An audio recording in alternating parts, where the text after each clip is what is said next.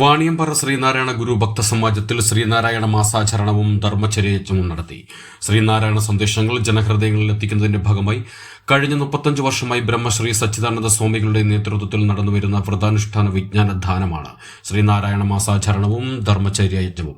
ചാലക്കുടി ഗായത്രി ആശ്രമത്തിന്റെയും പേരാമ്പ്ര ശ്രീനാരായണ ഗുരു ചൈതന്യത്തിന്റെയും ഗുരുധർമ്മ പ്രചരണ സഭ തൃശൂർ ജില്ലാ കമ്മിറ്റിയുടെയും ആഭിമുഖ്യത്തിലാണ് ശ്രീനാരായണ മാസാചരണവും ധർമ്മചര്യയജ്ഞവും നടത്തുന്നത്.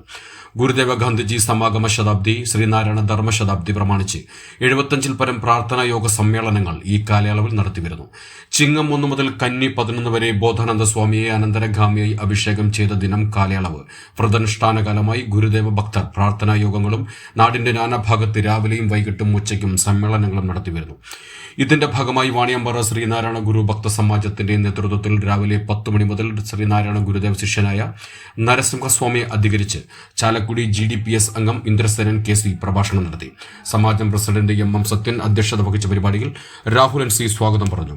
തുടർന്ന് Sudhama, GDPS joint secretary Babu തുടങ്ങിയവർ പങ്കെടുത്ത് സംസാരിച്ചു.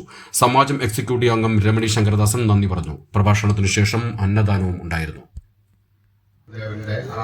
ഒരു ജാതി, ഒരു മതം, ഒരു ദൈവം, മനുഷ്യരെ എങ്ങനെയാണ് മനുഷ്യരെ ഒന്നായി കണ്ടുകൊണ്ട് അപ്പൊ അതില് ഒരു 10 ശിഷ്യന്മാരിൽ ശ്രീനാരായണ ഗുരുദേവന്റെ ആദ്യത്തെ ഒരു 10 ശിഷ്യന്മാരിൽ പെട്ട ആളാണ് പേര്.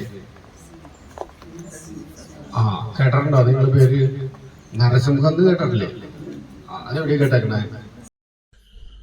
കൂടുതൽ പ്രാദേശിക വാർത്തകൾക്ക് പാണഞ്ചേരി അപ്ഡേഷൻ സബ്സ്ക്രൈബ് ചെയ്യുക.